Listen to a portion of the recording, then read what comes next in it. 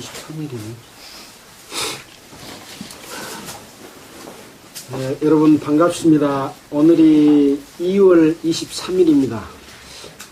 오늘은 지난주에 이어서 로마서 2장 17절부터 하겠습니다. 2장 17절부터 3장 18절까지 함께 읽도록 하겠습니다. 제가 먼저 읽겠습니다.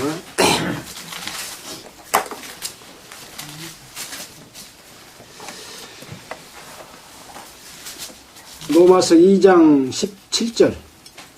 유대인이라 칭하는 내가 율법을 의지하며 하나님을 자랑하며 율법의 교훈을 받아 하나님의 뜻을 알고 지극히 선한 것을 좋게 여기며 네가 율법에 있는 지식과 진리의 규모를 가진 자로서 소경의 길을 인도하는 자요 어둠에 있는 자의 빛이요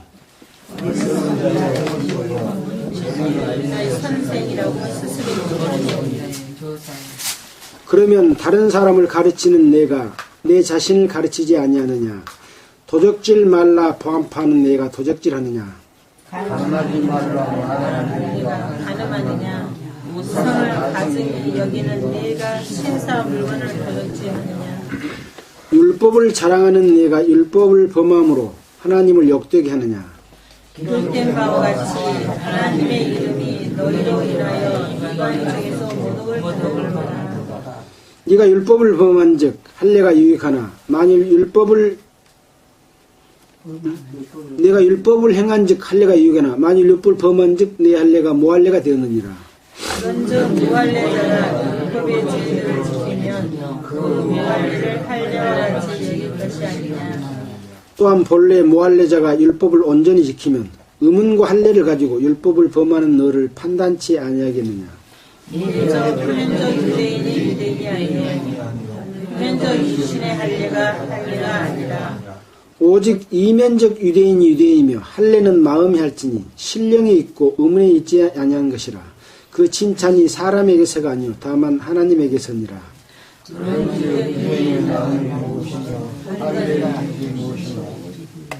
범사의 만인이 첫째는 저희가 다 하나님의 말씀을 맡았음이니라. 어떤 자들이 믿지 아니하였으면 어찌하리요 그 믿지 아니함이 하나님의 믿으심을 피하게 하며 그럴 수 없느니라. 사람은 다 거짓되되 오직 하나님은 참되시다 할지어다. 기록된 바 주께서 주의 말씀에 의롭다 하심을 얻으시고 판단받으실 때 이기려 하심이라. 함과 같으니라. 우리가 하나님의 의를 드러나게 하면 무슨 말이요 내가 사람이 말하는 대로 말하노니 진노를 내리시는 하나님이 불의하시냐. 결코 그렇지 아니하니라. 만일 그러하면 하나님께서 어찌 세상을 심판하시리요. 그러나 나의 거짓말로 하나님의 참되심이 더 풍성하여 그의 영광이 되었으면 어찌하여 죄처럼 심판을 받으리요. 또는 그러면 선을 이루기 위하여 악을 행하자 하지 않겠느냐. 어떤 이들이 이렇게 비방하여 우리가 이런 말을 한다고 하니 저희가 정죄받는 것이 옳으니라. 어떠하냐. 우리는 나가며 결코 아니라 유대인이나 헬라인이나 다 죄 아래 있다고 우리가 믿음이 선언하였느니라. 기록한 바 의인은 없나니 하나도 없으며 깨닫는 자도 없고 하나님을 찾는 자도 없고 다 치우쳐 한 가지로 무익하게 되고 선을 행하는 자는 없나니 하나도 없도다. 저들의 목구멍은 열리며 그 혀는 소금을 베풀며 그 입술에는 독사가 없고 그 입에는 저주와 악독이 가득하고 그 발은 피 흘리는 데 바른지라. 파멸과 고생이 그 길에 있어 평강의 길을 알지 못하였고. 같이 읽겠습니다. 저희 눈앞에 하나님을 두려워함이 없느니라 함과 같으니라. 오늘은 지난주에 이어서 2장 17절부터 3장 18절까지 읽었습니다.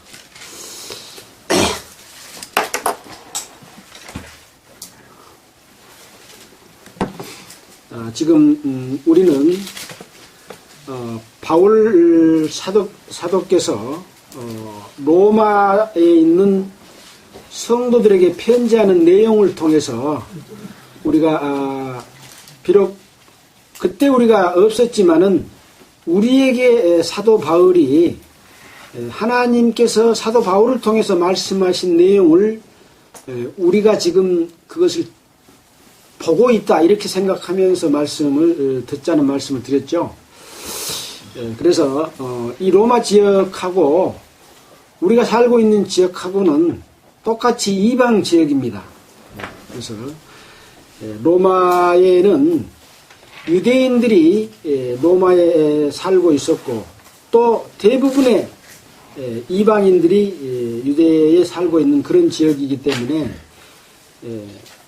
유대에 믿는 자들에게 편지를 보내면서 많은 믿지 않는 자들에게도 복음을 전하려고 하는 그런 의도가 있다는 말씀을 드렸습니다.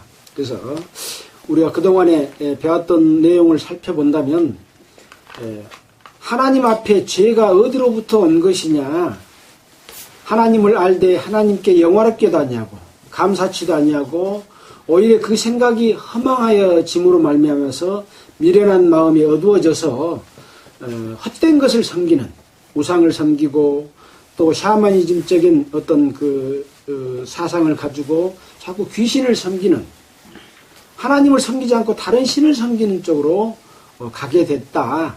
이것이 바로 죄의 시작이다. 그런 말씀을 드렸습니다. 우리도 똑같죠. 우리나라에는 특히 유교 사상이 많이 자리 잡고 있어서 원래 제사는 하나님께 드리는 제사로부터 시작된 것인데 조상을 섬기는 제사로 바뀌었습니다. 살아있는 조상을 섬기는 제사입니까? 아니죠. 죽은 조상에게 제사를 지내는, 죽어있는 조상은 우리에게 올 수도 없고 또 다른 데로 갈 수도 없는데 그 조상이 우리에게로 와서 우리에게 복을 주고 화를 주고 생각한다고 거기에 제사를 드림으로 말미암아 우리가 조상으로부터 복을 받고 산다, 또 조상으로부터 화를 입지 않고 산다, 그렇게 마음속으로 믿고 그것을 지키고 있다는 거죠. 근데 하나님께서는 그것은 하나님의 신이 아니다. 하나님의 신은 우주 만물을 창조한 신이다. 그것을 너희들이 분명히 너희 마음속에서 그것을 알고 있지 않느냐 라고 말씀을 하신다 그랬습니다. 그래서 이 하나님을 떠난 그런 가운데서 행하는 모든 일들이 많은 여러 가지 죄악으로 나타난다. 시기하고 살인하고 도적질하고 간음하고 서로 분쟁하고 미워하고 하는 21가지나 되는 많은 죄들이 있는데 이 모든 사람들은 이런 마음이 죄인지 안지도 모르고 살고 있지만 이런 것들로 인해서 하나님께서 이 세상을 심판하실 것을 말씀해 주고 계십니다. 그렇다면 심판해버리면 아무도 하나님 앞에 갈 수가 없잖아요.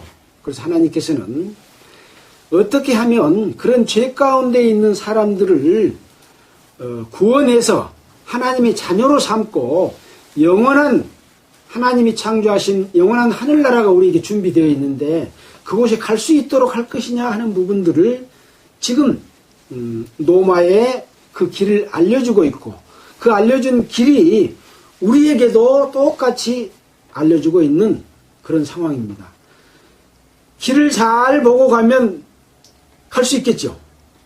길을 잘못 들어가면 엄한 데로 가버립니다. 그 길은 우리 발로 걷는 길이 아니고 우리 마음으로 걷는 길이기 때문에 말씀을 잘 듣고 하나님의 뜻이 어떤 것인가를 알고 거기에 맞추면 그 길로 갈 수 있는 방법을 알게 되는 거죠. 그래서 하나님이 주시는 것은 값없이 은혜로 주시는 그런 길인데 사람들은 그 마음에서 떠나서 자기 마음대로 살고 있기 때문에 그 길을 가지 못하는 것을 우리에게 보여주기 위해서 이렇게 로마서를 통해서 말씀해 주고 계십니다. 자, 이제 로마서 2장 17절부터 한번 보겠습니다. 자, 이 로마서 2장 17절은 유대인이라 칭하는 유대인들에게 주로 하시는 말씀입니다. 우리는 유대인입니까? 이방인입니까? 이방인입니다. 유대인은 아브라함의 씨를 받은 후손들이 유대인입니다. 또 아브라함의 씨를 받지 않았어도 아브라함에게 속한 종들이나 또 다른 데서 전쟁에서 이기고 뺏어온 사람들도 할례를 받으면 다 유대인입니다. 그 백성들을 향해서 지금 하는 말입니다. 유대인에 대해서 조금 우리가 공부를 하고 넘어갈 필요성이 있다고 생각이 됩니다. 자, 유대인은 뭐냐? 유대라고 하는 것은 지역 이름입니다. 이스라엘의 예루살렘 남쪽에 있는 광야 지역이 지금은 유대, 그렇게 지도에 보면 나타나 있습니다. 자, 이 땅은 여호수아가 가나안에 들어가서 12지파에게 토지를 분배할 때 유다 지파들에게 준 지역이 유대 땅입니다. 그래서 이 땅을 유다라고 하는 지역인데 우리나라에서는 한문을 사용하기 때문에 한문에 이 유다라고 하는 글자가 없으니까 유대라고 하는 그 글자를 따서 유대라고 부르는, 그렇게 번역이 됐습니다. 그래서 그 지역은 동쪽으로는 사해바다, 서쪽으로는 지중해, 남쪽은 시므온 땅, 북쪽은 베냐민과 단 지역인데 112개의 성과 촌락을 이루고 있었고 인구는 한 76,500명이었다고 말하고 있습니다. 그런 지역이 유대 지역입니다. 자, 그 뒤에 솔로몬이 그 인근 여러 지역을 통치를 했지 않습니까? 그래가지고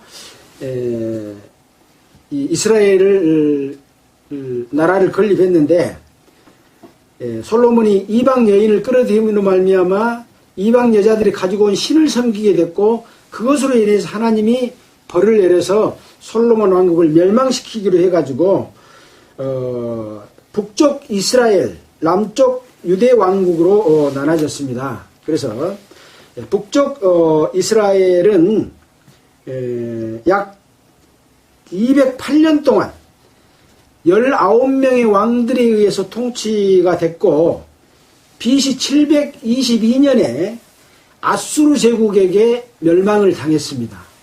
그 다음에 남쪽 유다 나라는 344년 동안 20명의 왕들의 통치를 거친 후에 BC 586년도에 바벨론에게 멸망을 당했습니다. 이런 역사의 기록은 실제 세계사에 있었던 이스라엘의 역사에 있었던 역사적인 사실입니다. 이 사실을 성경에 다 기록이 되어 있습니다. 이런 것만 보더라도 성경은 지어낸 책이 아니고 실질적으로 있었던 사실을 기록한 책이라는 것을 알 수가 있는 거죠.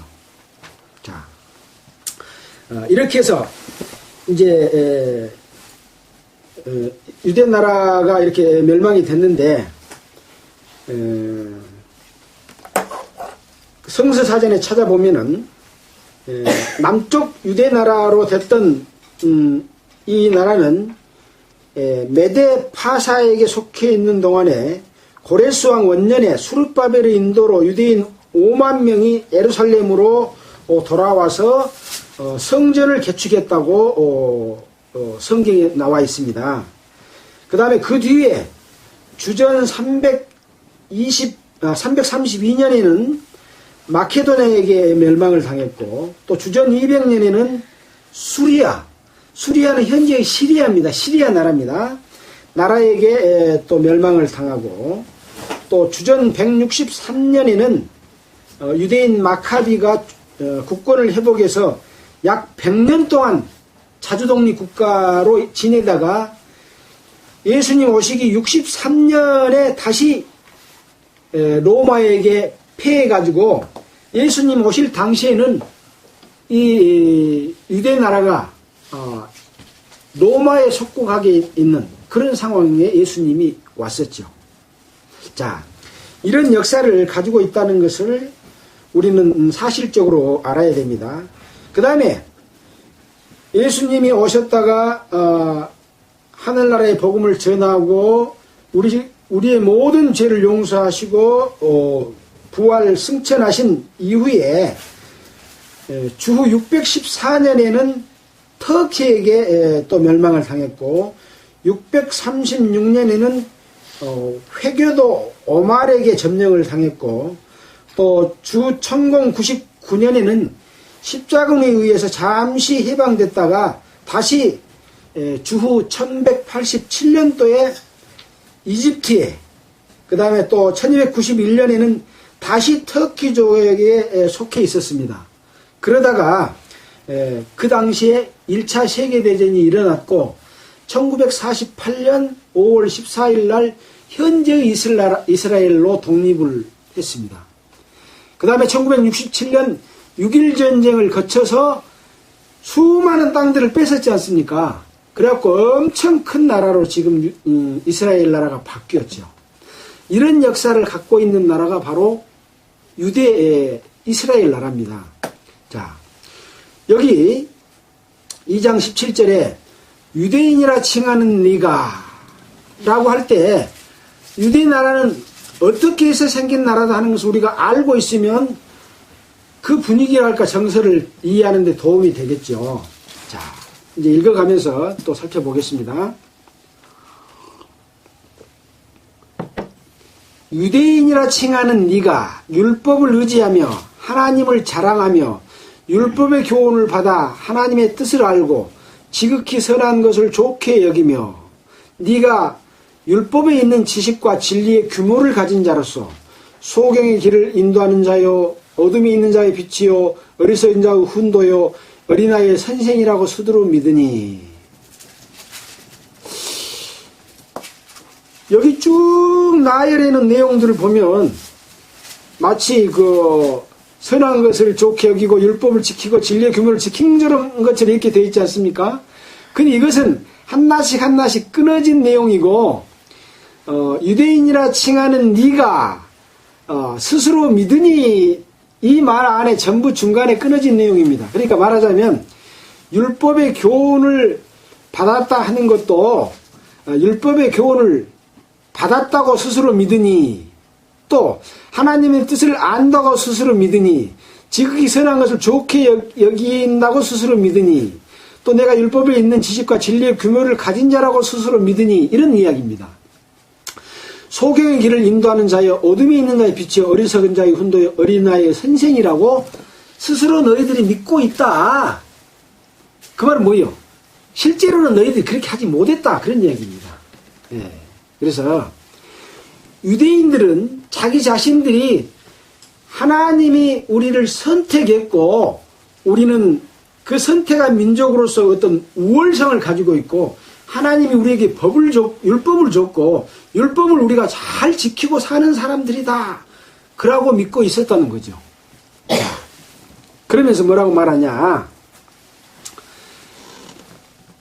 21절에 그러면 다른 사람을 가르치는 네가 너 자신을 가르치지 아니하느냐? 도적질 말라 반포하는 네가 도적질하느냐? 가늠하지 말라 말하는 네가 가늠하느냐? 우상을 가지게 여기는 네가 신사 물건을 도적질하느냐? 본인 스스로들은 율법을 의지하며 하나님을 자랑하며 율법의 교훈을 받아 하나님의 뜻을 알고 지극히 선한 것을 좋게 여기고 율법에 있는 지식과 진리의 규모를 가진 자고 소경을 인도하는 자고 어둠에 있는 자의 빛이고 어리석은 자를 가르치는 훈도하는 사람이고 어린아이의 선생이라고 이렇게 믿고 있다.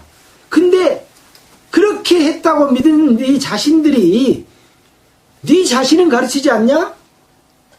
이런 이야기를 하고 있습니다. 우리도 그런 사람들이 많죠. 자기 자신에 대해서는 가르치지 않으면서 남을 가르치려고 했는 사람들이 많이 있습니다. 특히 좀 높은 자리에 있고 또 종교적으로 거룩하다고 말하고 그런 사람들이 주로 그렇죠. 뭐 일반인들이 얼마나 남을 가르쳐봤자 그것이 표시가 납니까? 그래서 바로 종교 지도자들 또 선택받은 사람들하고 자차하는 이런 유대인들을 향해서 너희들이 그렇게 믿고 한다고 하지만 사실은 네 자신을 먼저 돌아봐라. 그렇게 말을 하고 있습니다. 자기 자신을 돌아보지 않으면 하나님이 주신 은혜를 얻을 수가 없기 때문에 그것을 들춰내가지고 자기를 들여다보라고 하는 그런 말씀이시죠. 자, 계속해서 보겠습니다. 23절입니다.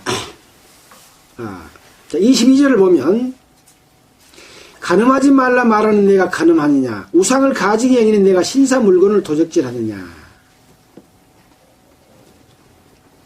율법을 자랑하는 내가 율법을 범함으로 하나님을 욕되게 하느냐 기록된 바와 같이 하나님의 이름이 너희로 인하여 이방인 중에서 모독을 받는도다.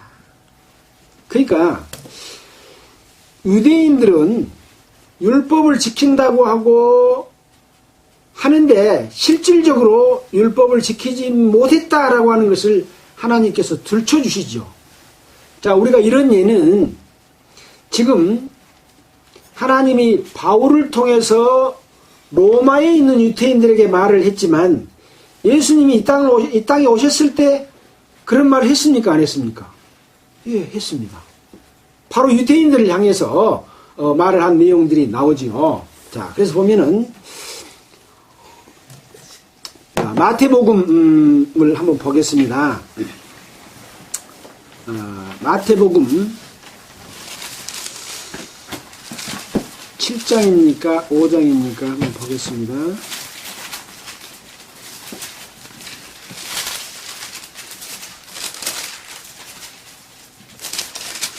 자, 마태복음 5장에 보면은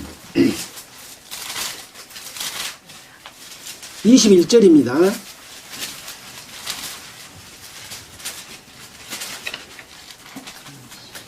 옛사람에게 말한 바 살인치 말라 누구든지 살인하면 심판을 받게 되리라 했다는 것을 너희가 들었으나 나는 너희에게 이르노니 형제에게 노하는 자마다 심판을 받게 되고 형제를 대하여 라가라 하는 자는 공회에 잡히게 되고 미련한 놈이라 하는 자는 지옥불에 들어가게 되리라. 이것은 지금 누가 하시는 말씀이에요? 예수님이 이 산에 올라가서 많은 무리를 보시고 제자들이 나올 때 말을 한 이 산상수훈에 있는 내용의 말씀입니다. 심령이 가라는 자는 복이 있나니 천국이 저희 것이며 라고 말씀을 하면서 너희는 세상의 소금이다 또 그런 말을 했고 또 율법에 대해서 이야기하면서 자 너희들이 율법을 지킨다고 말을 하지만 나는 말한다. 살인치 말라. 누구든지 살인을 하면 심판을 받게 되리라 하였다는 것을 너희가 들었지만 나는 너희에게 말하노니 형제에게 노하는 자마다 심판을 받는다. 그러니까 살인죄가 사람을 죽이는 죄만 살인죄로 보는 것이 아니라 형제에게 노하는 자도 역시 똑같은 심판을 받게 된다는 말씀이죠. 형제에게 노해보지 않는 사람이 있을까요? 네. 어렸을 때부터 지금 이 나이에까지 들어서 살면서 형제들에게 욕하기도 하고 노하는 경우가 많이 있었죠. 누구든지 다 해당이 될 거예요. 물론 또 그렇지 않은 사람이 혹 있을런지도 모르겠습니다.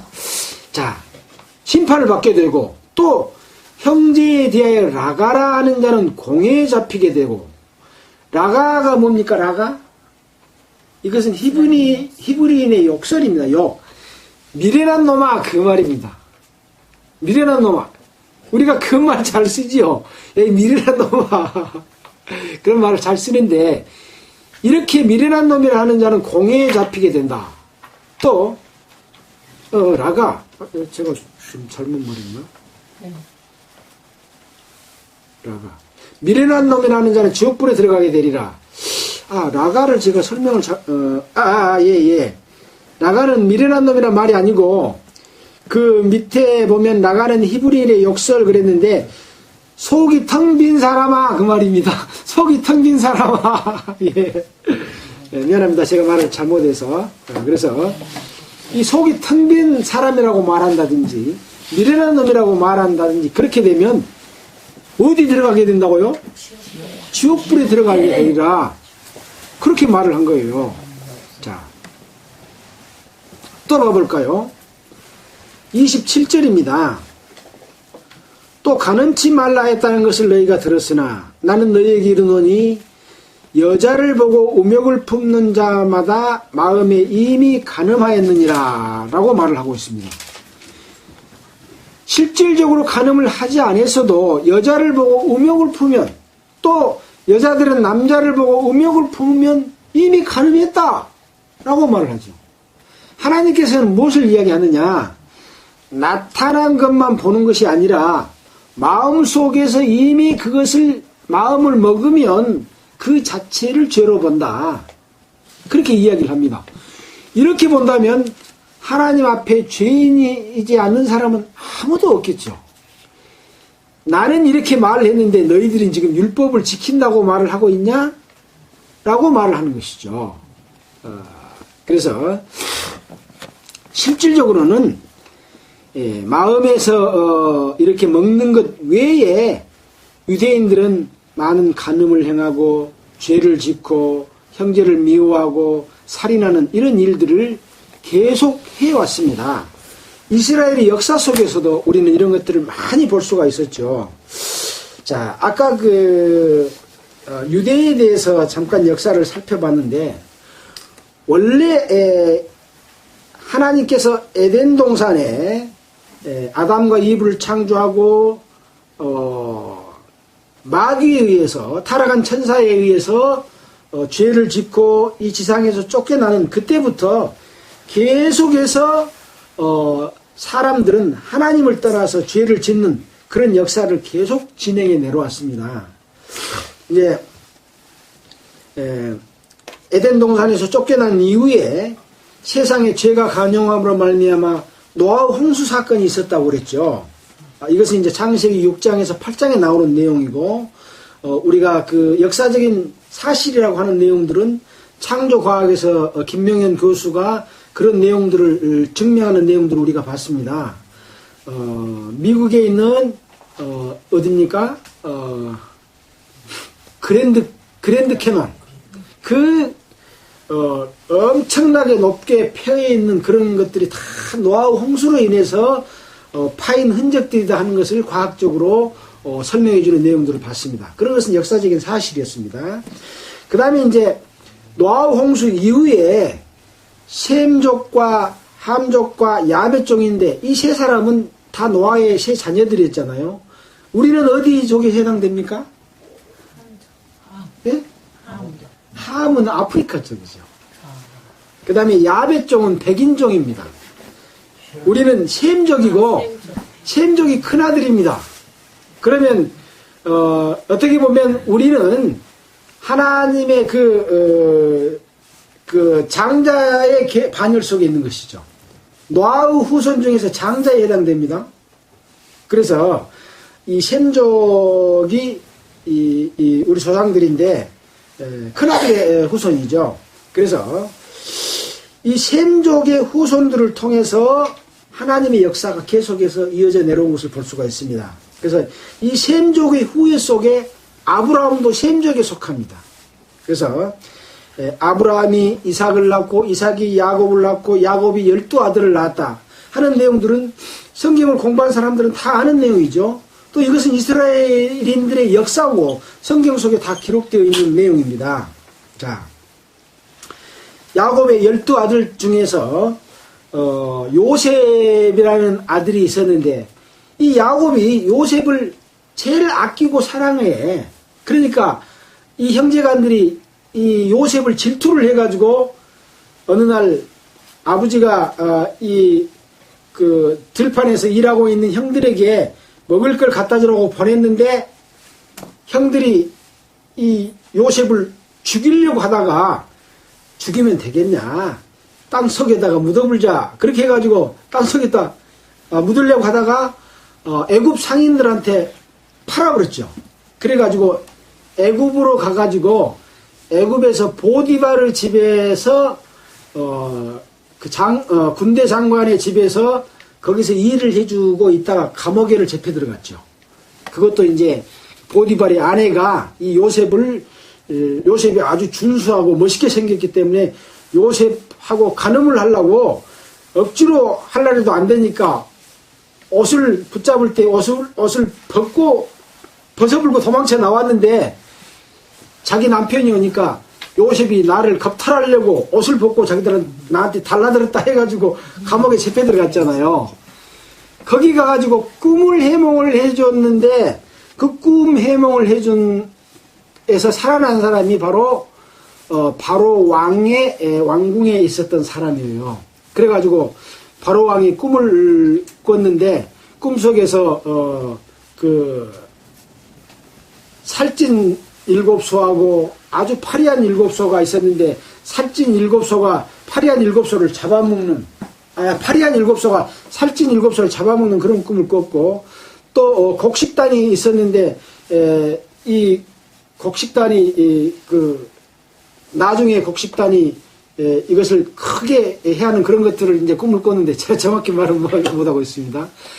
이 꿈을 해석함으로 말미암아 7배의 흉년이 들고 7배의 풍년이 들고 7배의 흉년이 들어가지고 이 풍년이 들었을 때 곡식을 다 모아놓고 흉년을 대비하라고 하는 꿈 해몽을 해줌으로 말미암아 이 바로 왕이 이 요셉을 갖다가 총리 대신으로 삼았다 하는 그런 내용을 들었지 않습니까? 그때 이제 아까 말한 아브라함의 자손들이 요셉의 자손들이 가나안 땅에서 살다가 흉년이 들어서 곡식을 구하기 위해서 이제 애굽으로 와가지고 애굽에 와서 70명이 왔는데 430년 동안을 이 애굽의 고센 땅, 고센 땅은 지금 어디냐면 여기 우리가 성경에서 배울 때 알렉산드리아 지역이 있는 그 땅이 고센 땅입니다. 아주 기름진 땅에서 430년을 살다가 모세를 통해서 이스라엘 백성들을 구원해내는 그러한 것을 우리는 성경의 역사를 통해서 배웠습니다. 뭐 이 역사를 쭉 이야기하려면 한정이 없겠죠. 물론 왜 이런 내용을 지금 말씀드릴까요? 이스라엘의 역사가 사실이고 하나님께서 이렇게 인도하여 주셨고 그런 과정이 이 속에 다 들어있는 겁니다. 그냥 어느 날 소설처럼 이 성경에 기록해가지고 뚝 떨어진 이야기가 아니라는 거죠. 우리나라는 그런 역사를 가지고 있습니까? 없습니다. 역사가 없어. 김해김씨, 또 경주김씨, 또 박씨, 고씨, 다 하지만은 그 위에 몇 년을 못 찾아 올라가가지고 박역거시는 아래서 이렇게 깨어나가지고 우리 조상이 바로 박역거시다. 그렇게 하고 있지 않습니까? 또 고씨, 또 부씨, 양씨는 제주도 삼성엘이라고 하는 거기서 새 성씨가 이렇게 태어났다. 그렇게 이야기를 하잖아요. 또 이런 것처럼 몇 대를 올라가서 그 근거를 못 찾습니다.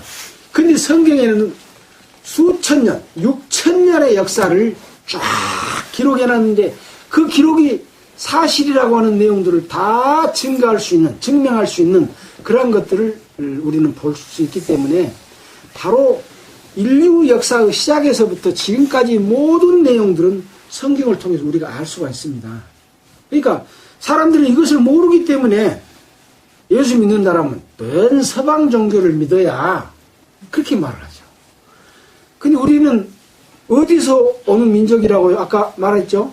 셈족. 노아의 후손인 노아의 큰아들 후손이요. 그러니까 우리의 중시조가 누구요? 자울리지 말고 우리의 중시조는 노아요. 진짜 시조는 아담이요. 우리의 중시조가 이시로 말하면 흥양이시 얼림이 아니에요. 그러면 얼림은 이제 우리가 고흥이 흥양이시인데 얼림은 고흥 땅에 뚝 떨어져서 생겼을까요? 어디로선가 고흥에 들어와서 살게 됐는데 그걸 몰라. 후세들이 모르는 거예요. 그러니까 이제 우리 후손 중에서는 어떤 분이 그 쭉 역사를 연구하면서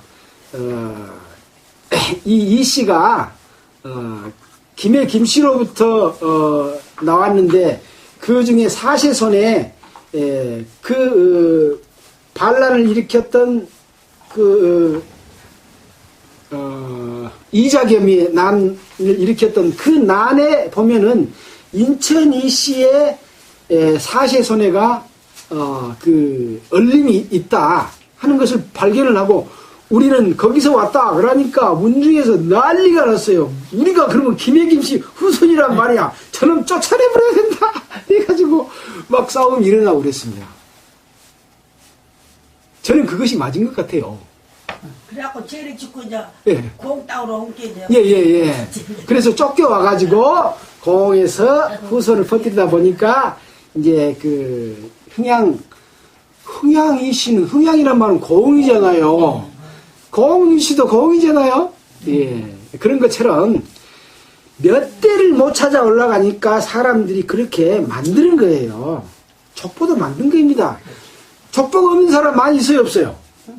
없어가지고 누구 안 사람 보고 나 그거 좀 붙여주라 해갖고 그것도 안 되면 새로 하나 만들어 나가 시조다 그러고 어떻게 보면 너무나 과거의 역사를 모르기 때문에 한심하게 사람들이 만들어 놓은 그런 속에서 그 조상을 섬기느라고 얼마나 그 같은 뭐 김해 김씨 뭐 신씨 유씨 해가지고 막 그 섬깁니까? 또 지각을 만들고 거기 제사를 지내고 교회 다닌다고 그거 안 오면 욕을 하고 뭐 비방하고 형편없이 저 사람들하고 말도 하지 말아라고 그런 것 때문에 여러분들이 핍박받아가지고 예수 믿는 걸 무서워하지 않습니까? 이거 다 하나님하고는 전혀 상관없는 거짓말 역사 속에서 우리가 살고 있는 거예요. 정신을 똑바로 해서 찾아보면 우리의 족보도 쫙 나와 있는 거예요. 중간 족보 몰라도 괜찮아요. 우리는 그래서 이 성경을 공부하는 것은 정확한 근거와 역사적 사실을 통해서 우리의 미래 모든 사람은 한 번 죽는 것은 정해진 이치요 그 후에는 심판이 있을 것이다 라고 하는 말씀처럼 영원한 세상을 갈 수 있는 그것을 예비해야 되는 그런 가운데 있는데 그것은 잊어버려. 생각도 안 해. 왜? 우선 묻고 살고 사람 사는 삶이 중요하기 때문에 그렇습니다. 그러니까 내가 내 것이고 내 마음대로 산다고 하는 마음이 우리 마음속에 다 자리 잡고 있는 거예요. 내가 내 것입니까? 그런 이야기 여러 번 했죠. 그러나 아직까지 주님을 영접하지 못한 사람은 깊이 생각해 봐야 돼요. 내가 태어나고 싶어서 태어났는가? 남자로 태어나고 싶어서 남자로 태어났는가? 여자로 태어나고 싶어서 여자로 태어났는가? 죽고 싶으면 죽었다가 살고 싶으면 다시 살 수 있는가? 내가 음식을 먹기는 먹었는데 요거 내려가게 하는 것은 내가 내려가게 한 거인가? 위에서 영양을 흡수한 것도 내가 흡수하게 한 것인가? 그 다음에 대장을 거쳐서 소장을 거쳐서 대장으로 내려간 것도 내가 하는 것인가? 장운동도 내가 하게 한 것인가? 가만히 생각해봐요. 숨 쉰 것도 지금 내가 불어 이라고 숨을 쉬게 함께 숨을 쉰 것인가? 아니잖아요. 자동적으로 숨 쉬잖아요. 이런 걸 생각해보면 내가 할 수 있는 내 몸도 내가 할 수 있는 것이 훨씬 적어. 그러면 뭘 생각해야 돼요? 생명의 근원이 무엇인가를 생각하고 법칙이 무엇인가에 되고 법칙이 어디서 왔는가 생각해야 되지 않습니까? 다 하나님께로부터 온 겁니다. 근데 하나님을 알되 하나님께 영화를 깨달고 감사치 않냐고 내 맘대로 살아. 이것이 죄라는 거예요. 우리가 중간에 이렇게 다른 이야기를 많이 했습니다만은 이런 역사를 통해서 보지 않으면 성경의 어떤 한 부분만 가지고 볼 때는 그것이 진실인지 거짓말인지를 모릅니다. 그런 관점에서 우리가 이제 또 한번 살펴봤습니다. 다시 이제 로마서로 돌아가겠습니다. 자, 23절입니다. 율법을 자랑하는 네가 율법을 범함으로 하나님을 욕되게 하느냐? 유대인들에게 율법을 줬지 않습니까? 아까 홍해를 건너서 광야 생활을 할 때 이 출애굽할 때 과정에서도 이 모세를 불러가지고 바로왕에게 보냈습니다. 바로왕이 이스라엘 백성들을 안 놔주니까 10가지 재앙을 내렸다 그랬잖아요. 10가지 재앙을 내리는 것도 하나님의 능력에 의해서 재앙을 내렸고, 그 다음에 이제 그래도 안 되니까 마지막에 장자 죽는 재앙을 내렸어요. 이 장자 죽는 재앙에 보면은 미리 이스라엘 백성들에게는 이 모세가 양을 잡아가지고 그 양고기의 피를 받아서 문설주와 좌우 임방에다가 피를 이렇게 발라라. 그리고 그 집 안에서 양고기를 뜯어 먹어라. 그러면 그날 밤에 이스라엘 백성, 애굽 백성들의 모든 채새끼, 짐승이든 사람이든 처음 난 모든 것을 다 죽여버리는 재앙을 내리겠다. 그라고 했습니다. 그래가지고 그날 밤에 이제 천사가 내려와서 그 채새끼 모든 장자들을 다 죽여버렸는데 이스라엘 장자들은 안 죽었잖아요. 그것이 바로 피를 발라놨기 때문에 안 죽었어요.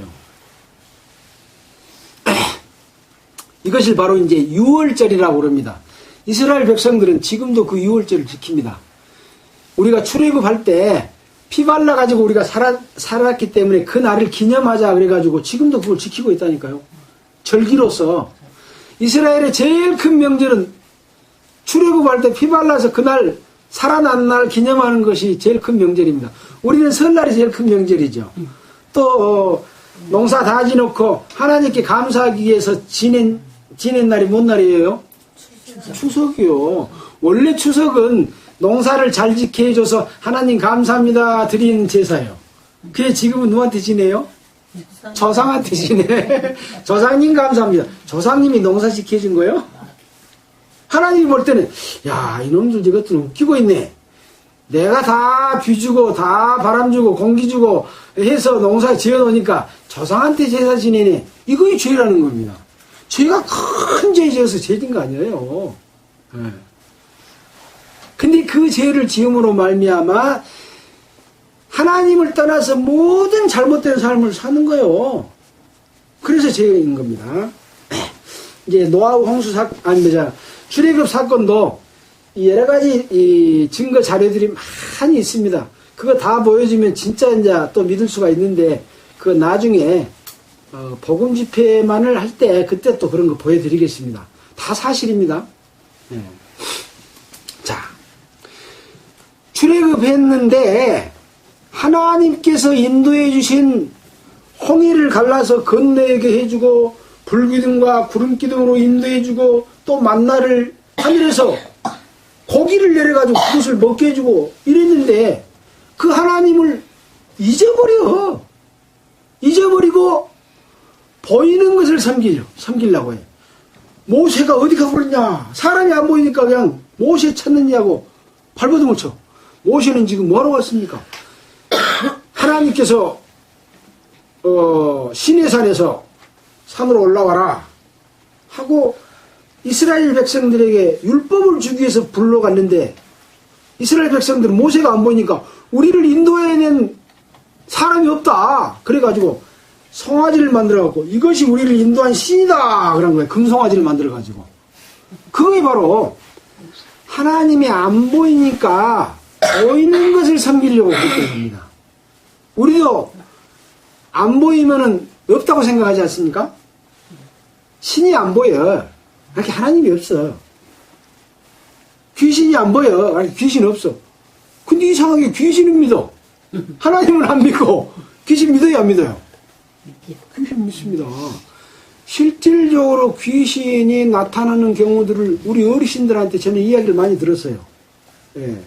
하얀 옷을 입고 탁 나타나고 그랬다고 하는 걸 많이 들어봤거든요.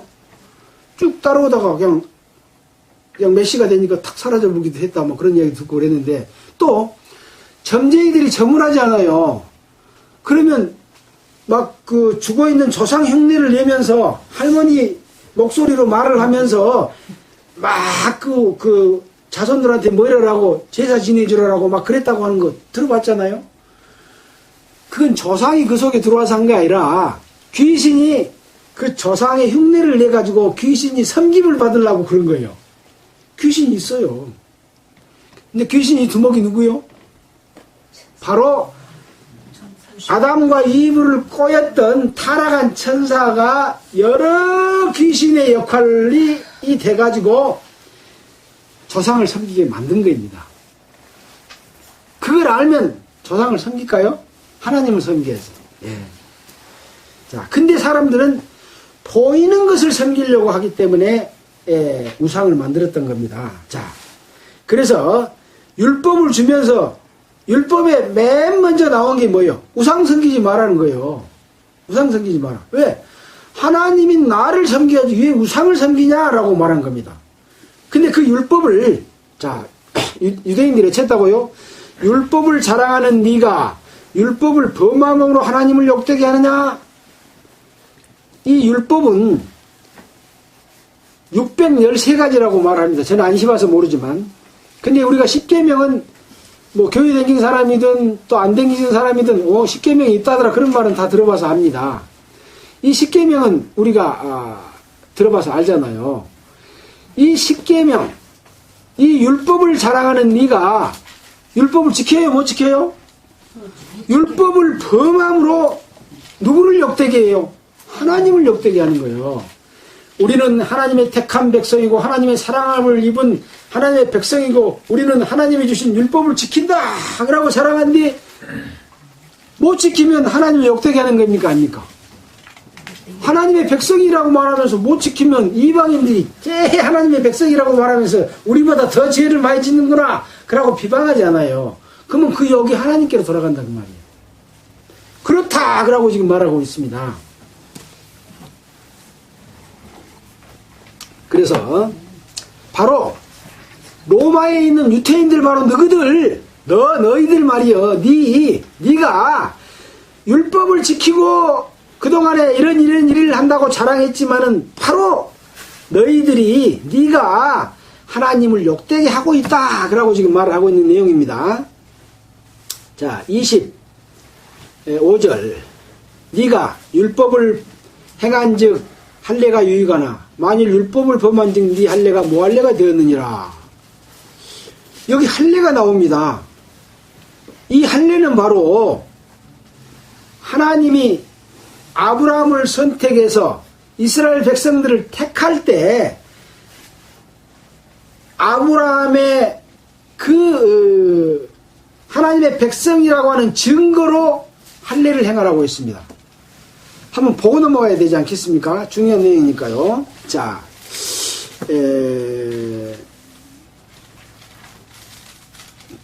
창세기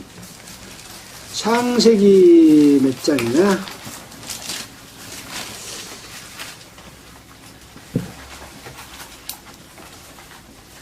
17장 9절로 14절 보겠습니다.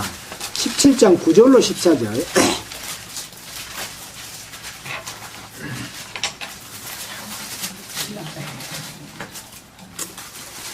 구약성경 20페이지입니다. 이제 하나님이 아브라함을 택해가지고 너로 열국의 아비가 되게 하리라라고 했습니다. 그리고 가나안 땅을 기업으로 영원한 기업으로 주겠다고 말씀하시면서 9절에 하나님이 또 아브라함에게 이르시되 그런즉 너는 내 언약을 지키고 너 후손도 대대로 지키라. 너희 중 남자는 다 할례를 받으라. 이것이 나와 너희와 너희 후손 사이에 지킬 내 언약이라. 너희는 양피를 베어라. 이것이 나와 너희 사이의 언약의 표징이니라. 대대로 남자는 집에서 난 자나 혹 너희 자손이 아니오 이방 사람에게서 돈으로 산 자를 물어나고 난 지 8일 만에 할례를 받을 것이라. 너희 집에서 난 자든지 너희 돈으로 산 자든지 할례를 받아야 하리니 이에 내 언약이 너희 살에 있어 영원한 언약이 되려니와 할례를 받지 아니한 남자 곧 그 양패를 베지 아니하는 자는 백성 중에서 끊어지리니 그가 내 언약을 배반하였습니다. 이래가지고 이스라엘의 백성은 이 다 남자들이 할례를 받도록 되어 있습니다. 이 할례가 뭐냐 하면 우리 지금 한국에서 말하면 뭡니까?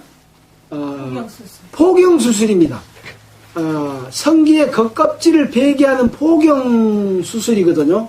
이것이 이 아브라함 때에 처음으로 하나님이 너희는 나의 백성의 증거를 할례를 행하라고 했던 겁니다. 자, 근데 여기 보면 이스라엘 백성만 한 게 아니죠. 종으로 삼은 사람들도 거기서 난 아들들을 할례를 다 행했습니다.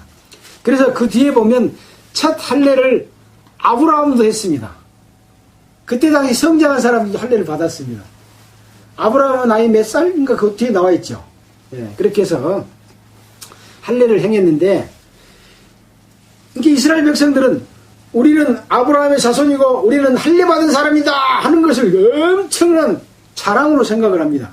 근데 그 자랑이 자랑이냐 아니냐 하는 것을 지금 바울이 말씀하고 있습니다. 한번 보겠습니다. 이제 다시 로마서로 돌아와서 25절입니다. 2장 25절. 네가 율법을 행한즉 할례가 유익하나 만일 율법을 범한즉 네 할례가 무할례가 되었느니라. 할례를 행했다고 말하지만 율법을 지키면 할례가 유익하고 율법을 지키지 못하면 네 할례가 무할례가 되었다. 할례 받은 거 소용없다. 그 말이에요. 왜 그럽니까? 할례를 받으면 율법을 지킬 의무를 가진 자다 그랬습니다. 갈라디아서에. 그러니까 할례 받는 것이 중요해요. 율법 지키는 게 중요해요. 할례를 받고 율법을 반드시 지켜야 돼. 할례 받아도 율법을 못 지키면 무할례자가 된다니까요. 자, 그러면 뒤에 보겠습니다. 무할례자가 되었느니라. 그런즉 무할례자가 율법의 제도를 지키면 그 무할례를 할례와 같이 여길 것이 아니냐? 근데 무할례자들은 뭐요? 이방인들이요. 이방인들이 율법의 제도를 지키면 그 무할례를 할례와 같이 여길 것이 아니냐? 할례 받은 적이 없어. 근데 율법을 잘 지켜. 하나님의 말씀을 잘 지켜. 그러면 할례 안 받은 사람이 할례 받은 자와 같이 여겨진다고 말입니다. 그러니까 결국은 할례를 받는 것이 중요한 것이 아니고 하나님의 법을 율법을 지키는 것이 중요하다. 그 말을 지금 하고 있습니다. 너그 유태인으로서 할례 받은 자들이고 또 율법을 지킨다고 자랑하지만 너희들은 그것을 지키지 못하고 있는 자다는 것을 말씀해 주시는 거죠. 자, 뒤에 다시 그것을 설명을 해줍니다. 27절에 또한 본래 무할례자가 율법을 온전히 지키면 의문과 할례를 가지고 율법을 범하는 너를 판단치 아니하겠느냐. 여기서 본래는 본성으로 양심으로 그 말입니다. 본래 무할례자가 율법을 온전히 지키면 의문은 율법 조문 그런 뜻입니다. 율법 조문과 할례를 가지고 율법을 범하는 너를 판단치 아니하겠느냐. 그래서 본성으로 양심으로 율법을 온전히 지킨 자들이 유대인을 향해서 너희들은 율법 조문이 있다고 하지만 지키지 못하는 너희들을 오히려 판단할 것이다. 그렇게 말하죠. 자, 28절부터 누가 29절까지 한번 읽어주시겠습니까? 대저 표면적 유대인이 유대인이 아니요 표면적 육신의 할례가 아니라 오직 이면적 유대인이 유대인이며 할례는 마음에 할지니 성령에 있고 의문에 있지 아니할 것이라. 그 칭찬이 사람에서가 아니요 다만 하나님에게서니라. 예. 그래서 지금 이 로마 지역에 이방인들이 있고 유대인들이 있는데 오늘은 유대인을 향해서 너희가 율법이 있고 하나님의 택한 백성이라고 하고 하나님을 자랑하고 그러고 있지만 너희들은 오히려 율법을 범하고 있다. 그런데 이방인들은 양심으로서 오히려 하나님의 뜻을 어기지 않고 지킴으로 말미암아 너희들을 오히려 판단하지 않겠느냐. 그러니까 표면적 유대인이 아니요 표면적 육신의 할례가 아니라 오직 이면적 유대인이 유대인이며 할례는 마음에 할지니 신령에 있고 법 조항 의문에 있지 아니한 것이다 라고 말씀해 주십니다. 그러니까 하나님 앞에서 유대인이고 이방인이고 아무 중요한 것이 아니다라고 유대인을 향해서 말하고 있는 것이죠. 자, 할례는 마음에 할지니 할례를 마음에도 한대요. 아까 할례가 뭐라고 그랬습니까? 포경수술이라 그랬죠. 포경수술을 어떻게 마음에다 합니까? 마음을 칼로 잘라내야 됩니까?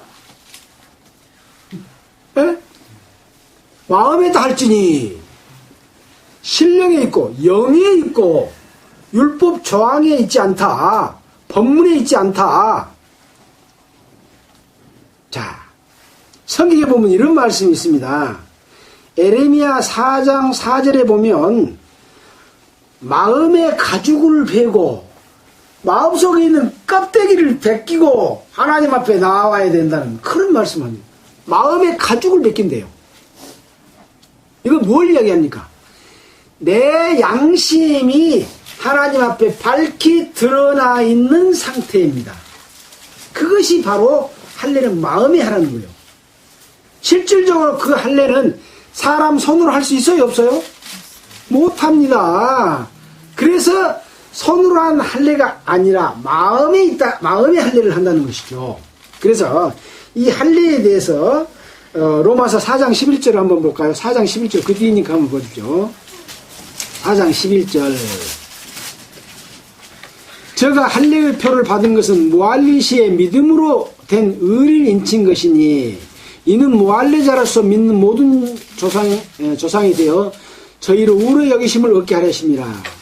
또한 할례자의 조상이 되었나니 곧 할례를 받을 자뿐만 아니라 우리 조상 아브라함은 무할리시에 가졌던 믿음의 자취를 쫓는 모든 자에게다. 그러니까 할례는 무할리시에 받았던 믿음으로 된 의를 나타내는 표였다 라는 거죠. 또 신명기 10장 16절을 한번 보면 신명기 10장 16절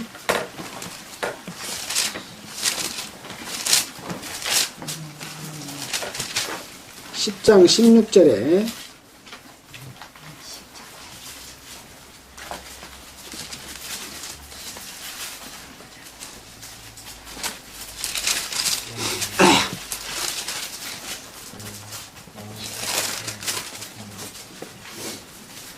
그러므로 너희는 마음의 할례를 행하고 다시는 목을 곱게 하지 말라 그렇게 말씀하셨죠. 자, 또 골로새서 2장 11절 한번 보겠습니다. 골로새서 2장 11절 에베소서 빌립보서 골로새서죠. 골로새서 2장 11절 또 그 안에서 325페이지입니다. 또 그 안에서 너희가 손으로 하지 아니한 할례를 받았으니 골로새서에 있는 하나님의 자녀들에게 뭐라고 말을 하냐면 너희가 손으로 하지 아니한 할례를 받았대요. 곧 육적 몸을 벗는 것이요 그리스도의 할례니라.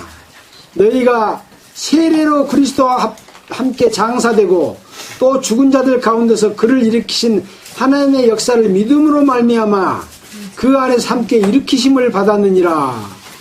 이것이 바로 할례돼요. 서두로 하지 아니한 할례. 할례는 마음에 할지니 육적 몸을 벗는 것이요 함께 장사돼서 그 안에서 함께 일으키심을 받았느니라. 이런 할례가 있답니다.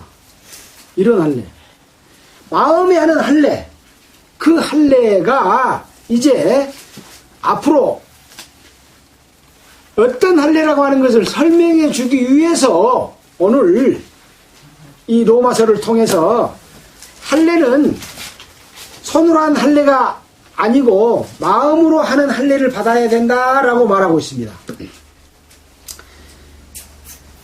마음 속에 손이 들어가지 못하기 때문에 이 할례를 받으려면 어떻게 해야 된다고요? 마음의 가죽을 베고 이 마음을 있는 대로 하나님 앞에 내놓는 것. 하나님으로부터 할례를 받을 손을 내미는 겁니다. 육신의 손이 아니라 마음의 손. 네. 여러분, 오늘 중요한 말씀을 로마서 2장의 마지막 절을 통해서 할례를 어떻게 받는가에 대해서 설명을 해 주셨습니다. 여러분은 예수 그리스도와 함께 십자가에 못 박혀 죽으심으로 말미암아 성령으로 죄사함을 깨달은 사람은 그 순간에 할례가 탁 이루어진 겁니다. 마음속으로 칼이 들어가가지고 하고 새롭게 태어나는 과정을 거친 겁니다. 어떤 확신이 여러분 속에 생기게 됩니다. 그것은 손으로 받는 게 아니고 마음으로 받는 겁니다. 어떻게 해야 되겠어요? 준비된 마음. 손을 펴고 있어야 됩니다. 손을 닫고 있으면 할례가 이루어지지 않습니다. 자, 그래서 마지막 절에 그 칭찬이 사람에게서가 아니요 다만 하나님에게서니라. 사람들은 그것이 안 보여. 근데 하나님은 그것을 보고 네가 정말 마음의 가죽을 베고 통해하는 마음으로 찢어지는 마음으로 제가 그동안에 하나님을 모르고 잘못 살았습니다. 정말 성경을 배우고 알고 보니 정말 하나님께서는 살아계시고 하나님을 모르고 내 마음대로 산 것이 죄였습니다. 라고 하는 통해하는 마음이 그것이 바로 마음에 할례를 받을 손을 내미는 것인데 이제 나중에 할례를 탁 주실 겁니다. 기도하겠습니다.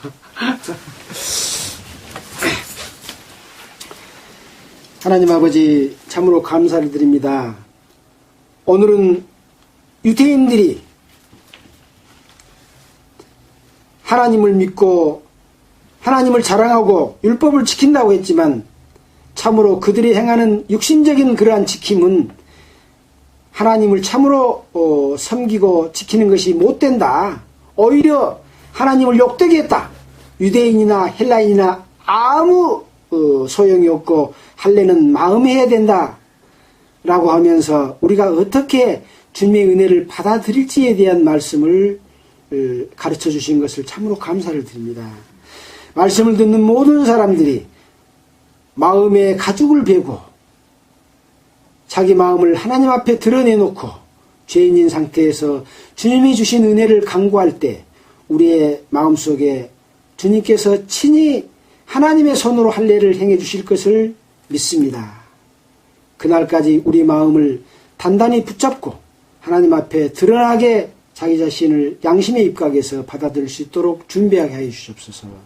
이 모든 말씀을 우리를 구원해 주신 우리 구주 예수님 이름으로 기도했습니다. 아멘. 자, 찬송가를 할까요? 319장